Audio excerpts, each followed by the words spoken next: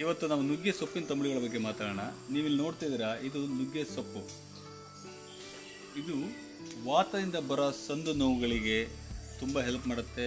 ಈ ವಾತ ನೋವುಗಳು ಕಡಿಮೆ ಮಾಡುತ್ತೆ. ಹಾಗೂ ಇದು ಐರನ್ನಲ್ಲಿ ತುಂಬ ಹೆಚ್ಚಿನ ಐರನ್ ಕಂಟೆಂಟ್ ಇದರಲ್ಲಿರುತ್ತೆ. ನಾವು ಇವತ್ತು ಏನು ಮಾಡ್ತೀವಿ ಅಂದರೆ, ಈ ಕುಡಿನ ಮುರಿದುಕೊಂಡು ಇದರಿಂದ ನಾವು ತಂಬುಳಿನ ಪ್ರಿಪೇರ್ ಮಾಡ್ತೇವೆ.